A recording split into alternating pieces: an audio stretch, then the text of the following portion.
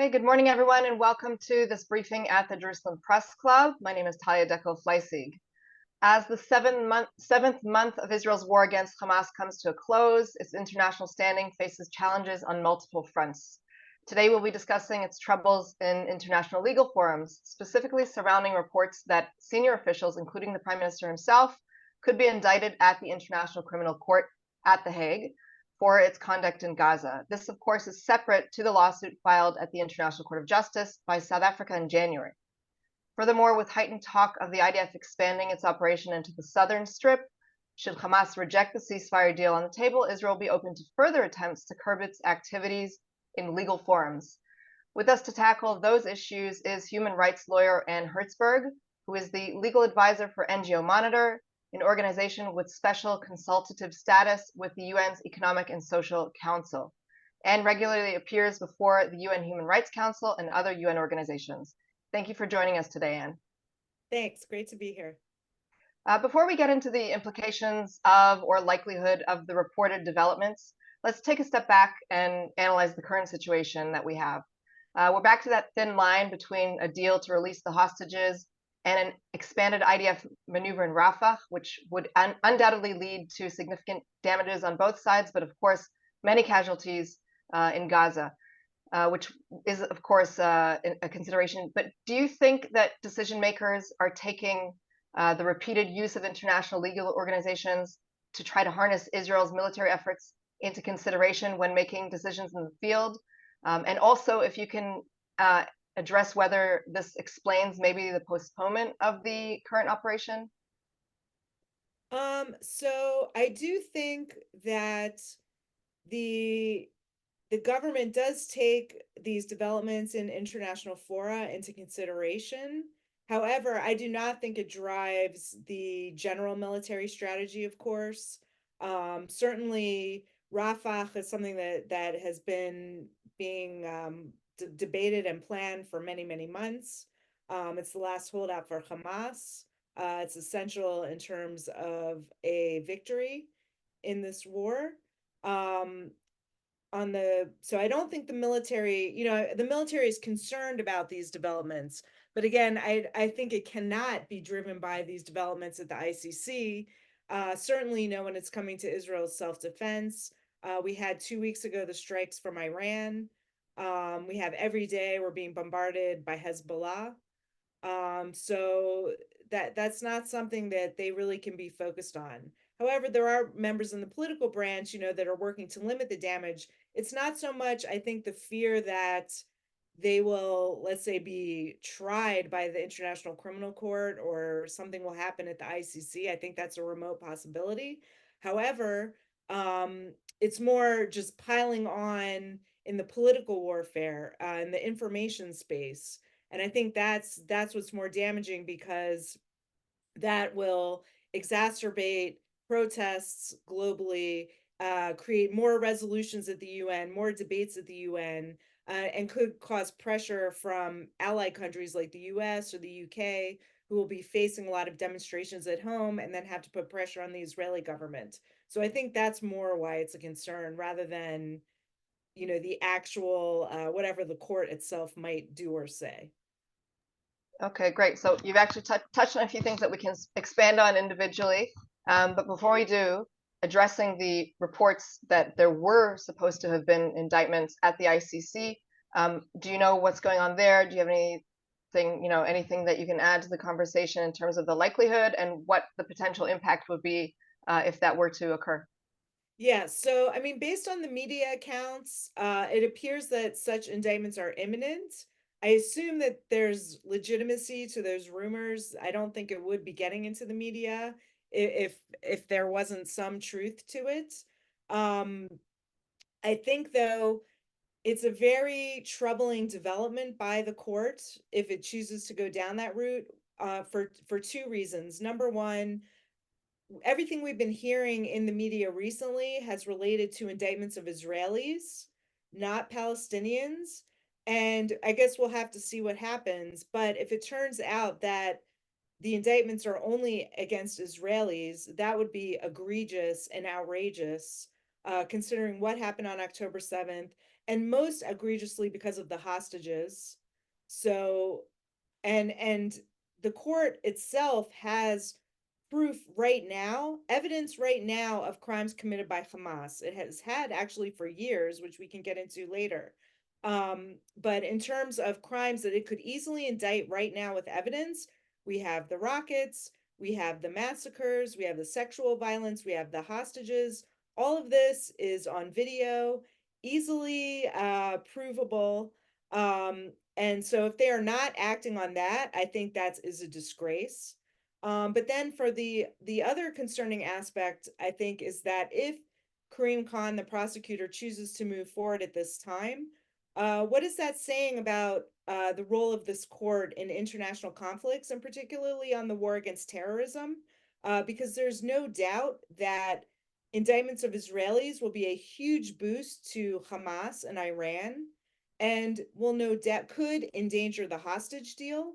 So he could have blood on his hands with regards to the hostages, because why should Hamas do a hostage deal if all the international pressure again is going to be on Israel?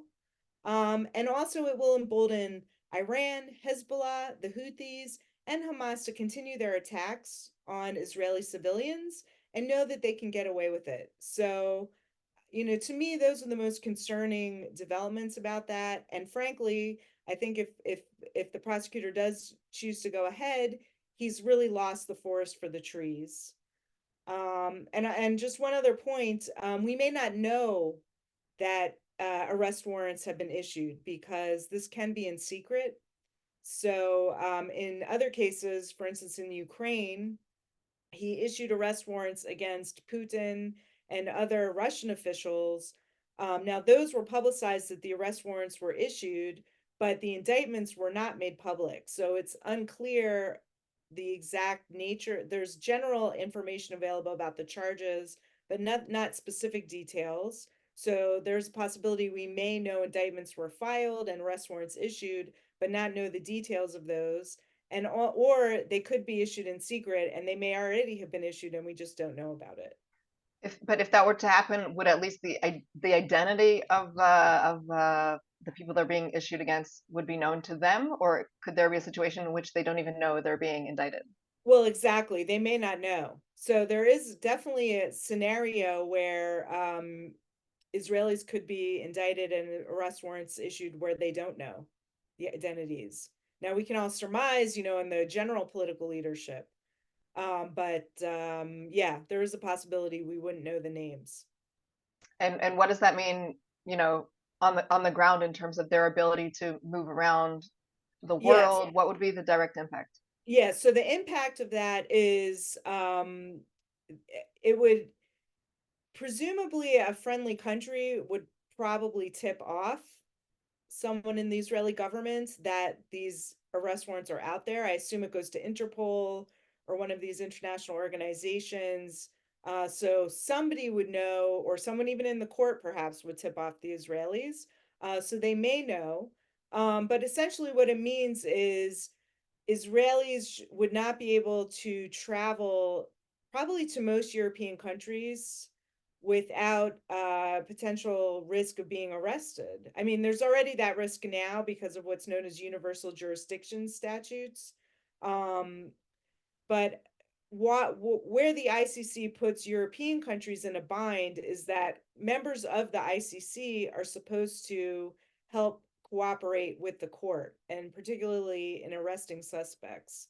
So European countries that have been the staunchest supporters of the ICC, Germany, the UK, the Netherlands, even though they're strong supporters of allies of Israel, that would put them in a very dangerous situation.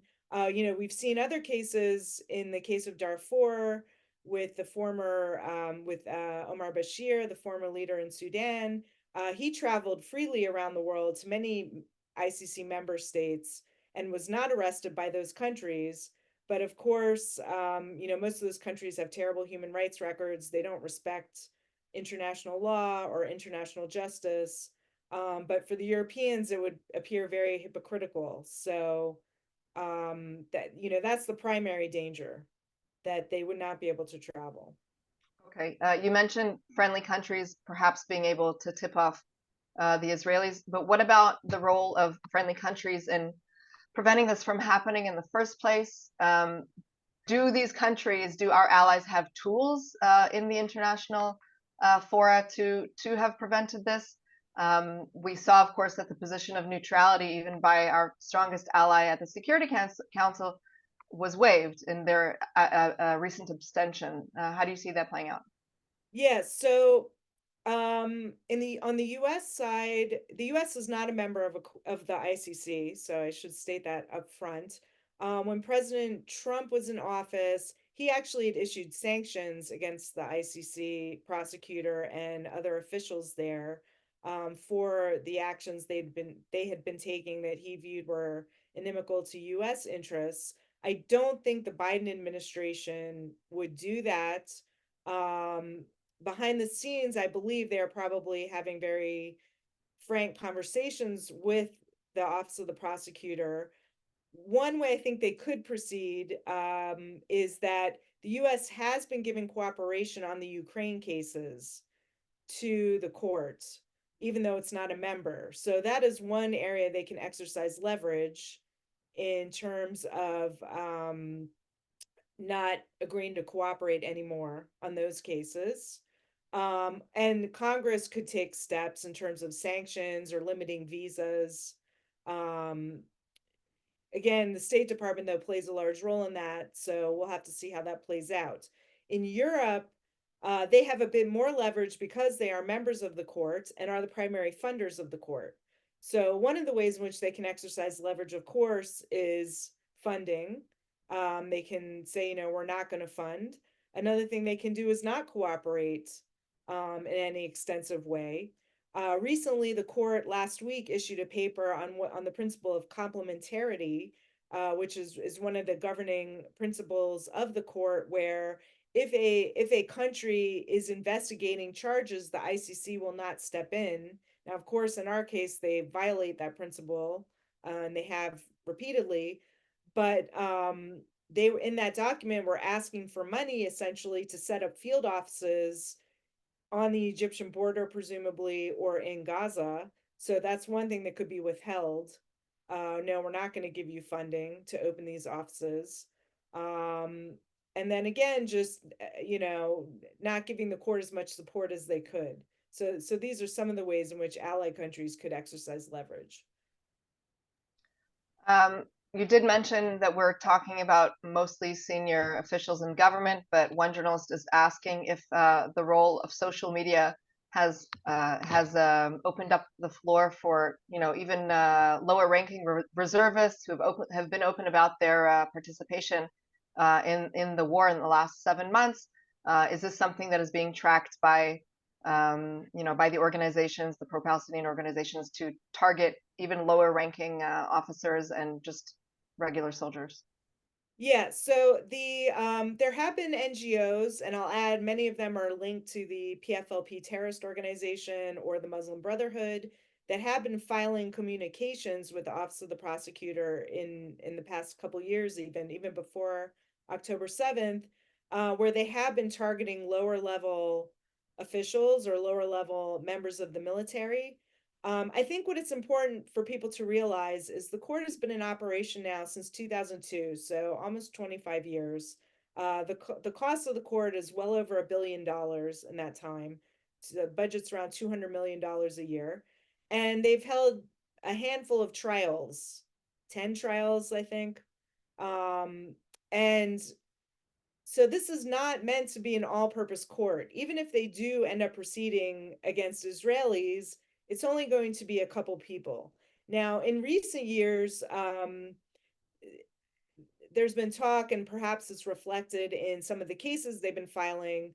They have been targeting lower level people because, on the theory, I presume that it's easier to perhaps get custody because they can't proceed if they don't have custody over the defendant. So I guess the theory is if it's a lower level person, it might be easier to get custody. And then perhaps if they have these trials of lower level officials, then they can build up their case to a higher ranking official. So it wouldn't surprise me if they take that route. But again, there are other factors. There's a gravity factor, which limits the court's activity. So, going after a reservist who makes stupid comments on social media is not really a well-grounded case for the ICC to take up. So I don't see them going too low down the chain. I think that would be absurd, frankly. Understood. There's another question on other moves by the U.S. Recently placing individual sanctions against residents of the West Bank, as well as the possibility of placing sanctions against an entire IDF battalion. What are your thoughts about the timing of these developments?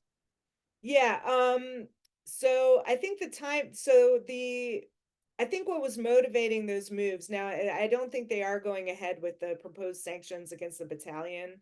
I think that last week came out that that was being rejected. But they have put some sanctions on individuals that are operating in the West Bank. And the presumably the reason they did that was because of the political pressure on President Biden, from his left flank to take some action against Israel, and so I think they believe that these moves would gain them some political capital, um, and obviously those types of actors are certainly not popular. um, Internationally or in the United States. So I think that's why they did that. The ICC, it could be they thought because the US was taking these moves that perhaps there would be more political space or maybe not agreement per se, but wouldn't be significant opposition to them taking action now to file indictments given these other moves. But we don't really know at this point what exactly the court is going to indict over, whether it is going to be things related to the West Bank or related to what's been going on in Gaza. So I think that also, depending on what they're planning to do, then we might have more of a connection to what was happening with these other moves to sanction. Okay, one journalist is asking about the perception that led to all of these, these developments in the international forums. If we look at the various things that have happened, whether it was what happened at the ICJ and now what's happening at the ICC, do these potential indictments signal to Israel what the world is feeling about its conduct, and again, whether perception is something that should be dictating how a country operates when it's at war? Yeah, I mean, I think I don't think we need ICC indictments to get the international perception. I mean, it's been on level 1000 in terms of hysteria, frankly, in terms of the UN meetings, what's been going on at the ICJ, the demonstrations going on, the takeover of campuses in the US. So I think it's pretty apparent to Israel what people are saying. I think the problem, though, is with these cases at the ICJ and the ICC, frankly, is this is really part of political warfare. Every war has your kinetic action, your military action, and your information warfare. And this is clearly part of information warfare. South Africa bringing its case against Israel, done in conjunction with Iran, Hamas. We have Nicaragua targeting Germany. I believe actually their provisional ruling is coming out today. I believe I heard that. Um, so this is all part of a process. The intense lobbying on the ICC by these terror-linked NGOs to bring cases against Israelis. This has been going on for several years now. So it's a calculated campaign. Um, so this, and it's mainly because countries know, the United States, the UK, Germany, many European countries know that Israel has not been violating the law, and that is why they are not stopping supporting Israel. They know what happened with Hamas, they know what's happening with Iran and the Houthis and Hezbollah, and they know Israel has a right to defend itself. And these actors have been unable to, through democratic means, change policies in those countries. And so they've been resorting to the exploitation of international institutions. And frankly, I think Karim Khan is making a big mistake if he falls into their trap and decides to move forward with that. There was mention specifically that he was appointed with the approval of the U.S. Or somebody even went so far as to say that he owes them something. Do you have any insight on that? Well, so when he was appointed, which was in, he took office in 2021 in July, end of June, actually. So prior to that, in the previous winter, there was a lot of controversy over the appointment of the new prosecutor. So there was a first round, and the initial candidates were not satisfactory. They were highly partisan. They didn't. Some of them were not qualified for the job. And so finally, they settled on Karim Khan, and he did a lot of lobbying, going around to countries like, well, he's British, he's a British national, but also going to the US, going to Canada, Australia to try to garner support for his candidacy. Um, Now, he doesn't owe any country, because he's supposed to be independent. But I think these countries appointed him because, unlike the previous prosecutor who was clearly acting unwisely, trying to really just blunt accusations of the court, we really need to go back to what was happening in the period when Fatou Bensouda was the prosecutor, because there was a lot of criticism at the time that the court was merely targeting Africans. Now, that criticism was not well founded for several reasons, which I can get into. I don't want to take the time to do so. But because of that, she needed to go after Western countries to blunt this opposite, or other areas of the world to blunt opposition that she was only targeting Africans. Um, and so there was the view of the previous prosecutor, she was not acting in the interests of the Rome Statute. She was violating the Rome Statute. She was getting the court mired in all of these situations that were not good for the court, were damaging to its reputation, were squandering its resources. And so he was brought in to be a more sober, politically astute actor. And so, again, while I don't think he owes them anything, I think he is doing a huge disservice to the court if he chooses to press forward with this. Understood. One journalist is asking whether at all it's perceivable that Israel could get a fair hearing in this or any other international legal space body, given the claim that so much of it is already biased against Israel from the get-go. Yeah, I mean, I think it's a big question. Certainly not at the ICJ, because as we all should know, the ICJ is a UN court. So they don't have evidentiary procedures. They're very weak. They have very few hearings. There's no way to challenge evidence directly in the court proceedings. The reliance, because it's a UN court, is mostly on UN documents. And as and at NGO Monitor, we have analyzed countless UN reports. These are certainly recently, it's all copying Hamas claims. There's no verification. The UN has absolutely no ability to verify claims. They have conflicts of interest, as we know with UNRWA. A lot of this is about financial conflicts of interest. And so certainly at the ICJ, they cannot get a fair hearing. At the ICC, it's also highly problematic. Again, right now, they rely significantly on unverified NGO and UN claims. How they have acted so far relating to Israel has been highly concerning. The deputy prosecutor, for instance, used to be the president of the Human Rights Council, and she is the one who appointed that current commission of inquiry, Navi Pillay and Milun Kothari, all of which had extensive records of bias and anti-Semitic comments. And, as president of the Human Rights Council, and now, she's a prosecutor, shouldn't she have known better that people like that should not have been the head of an inquiry? So what's her role now on this case? There's been plenty written about the lack of safeguards for defendants at the ICC. So And just up to date, how they flouted the statute to pursue Israel, which is not a member of the court. The Palestinians are not a state. Um, and they rewrote the Rome Statute to go after Israel. So honestly, I don't have much hope, but I guess we'll have to wait and see what happens. Sure. And you mentioned Nicaragua, and we now see reports that today specifically the ICJ is supposed to vote on whether to accept its request to halt German arming of Israel during this current war. That's a is that it sounds like a big deal. What is the likelihood that they will vote in Nicaragua's favor, and what would be the impact on Israel's national security, if at all, in your opinion?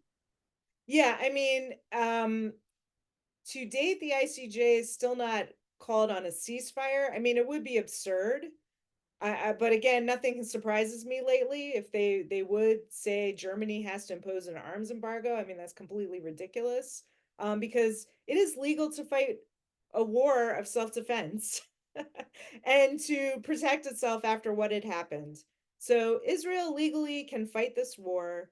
There's no bar on Germany providing weapons to Israel. A lot of this weaponry, actually, if people listen to what Germany said during the hearings, none of the weaponry is being used for Gaza. The weaponry is often used for training with the German armed forces. And much of the weaponry at issue is actually self defensive weaponry used to protect against strikes from Iran. So it would be completely egregious. I would hope if they do issue that, Germany would not listen to them. Um, but the rules just don't seem to apply when we're talking about Israel. So again, we'll have to wait and see. But again, it would greatly damage the court if that's the direction they want to move in. Uh, we're almost out of time, but there are a few questions that have come in. Can you elaborate, if at all, a little bit more on the issue of a secret arrest warrant? What would the purpose of it be? How it would work, and how are member states supposed to collaborate when so few details are known? Yeah, so what I'm not sure is, so the court can issue these secret warrants, and I think the reasoning behind that is you don't want to tip off suspects so that you can get custody over them, because if they're tipped off, they're not going to travel, et cetera, et cetera. But I don't know how it works if members of the court are able to access these warrants. I'm a little unclear about that. I don't know if there's been a case about that where they have access to the full indictments, but presumably the arrest warrants are transmitted to an agency like Interpol because they want suspects to be arrested. So again, I don't know if they have access to the full indictments or if it's just sort of a general, Interpol notice to arrest people. So that's, or if it, and then so there's that aspect of it, and then of course the prosecutor's office could go to individual states and ask for their cooperation. So that's something. Let's say there was a country they, and we know they're collaborating with the Palestinian Authority. So whether or not they would share the full indictments with these entities, or just share parts of it, we don't know. And is there any progress being made on the Israeli lawsuits in terms of the hostage families having filed their own? Do we know where those stand at all? Yeah, so it's important to note that people cannot file lawsuits at the ICC. They can file what are known as communications. So NGOs and individuals can file communications with the prosecutor's office, which is what some hostage families have done. And it's in the discretion of the prosecutor whether or not he's going to move forward with an individual case. Now, he did meet with some hostage families. He came to Israel in his first visit, which was actually kind of extraordinary that the Israeli government allowed him into the country. And he toured southern Israel, and he seemed to prioritize the issue of the hostages. But again, we've heard very little since from him about it.